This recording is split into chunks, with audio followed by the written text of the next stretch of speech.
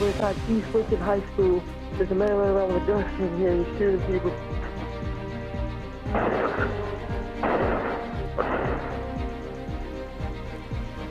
First at 5, it may sound like a scary situation, but what you just heard was one of several hoax calls that were called into several area schools yesterday. Schools in Cleveland, Lincoln, Catawba, Caldwell, and Burke counties had threats, with some of them sounding just like the call that you just heard. Good evening, I'm Morgan Francis. We filed a public records request to get those calls, which detail the lengths the pranksters are going to generate a response.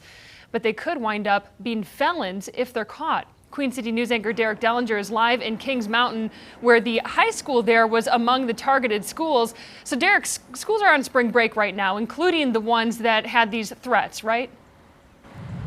Yes, every one of them, in fact, is on spring break. Authorities say that, and the fact that some of these calls were made to non-emergency lines made everything sound a little off, but they still had to respond like it was the real thing. We're at East Lincoln High School.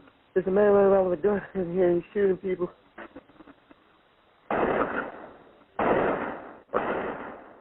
This call was placed Monday into Lincoln County 911. It is a hoax, gunshots and all, but whatever April Fool's joke this was, no one was laughing. You said you're at East Lincoln High School? Yeah, there's a man running around with a gun in here.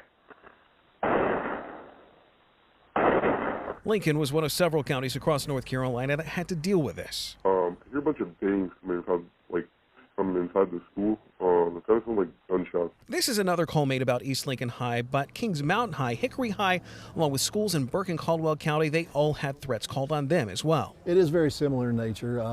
The call did come in on an admin line, which is, again, a non-emergency line. You would think that something like this going on, you'd definitely call 911 instead of trying to locate a non-emergency 7-digit number to call. And we're told a number of the calls were alike in more ways than one. We were able to speak with someone who called, their name was Rachel, and said she was at the school and they were shooting at the school. There was some background noise of gunfire. Queen City News has reported on a spate of calls like this over the years, dealing with different swatting situations, hoax calls meant to bring authorities to someone's home, or in this case, school.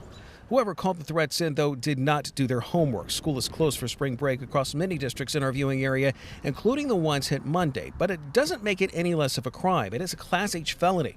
And authorities stress even if a juvenile makes the threat and they're caught, there is juvenile custody, fines, court, and long-term effects on families. The problem now, though? I just got here. I'm in the parking lot. I was just arriving to school, but I don't think I'm going to go in. Is that it's becoming that much harder to catch the pranksters. Technology that's out there is masking voices, making those voices sound either as a child or someone that is in crisis. Now, you also have to consider the drain on resources here, too. We're told at one point here in Kings Mountain, there were some 40 to 45 officers that were on the scene here at its most tense point. They also say as a result of these prank calls, these hoax calls, they are still going to have a bit more of an escalated response here once schools get back in session, coming up next week. We're live in Kings Mountain. Derek Dellinger, Queen City News.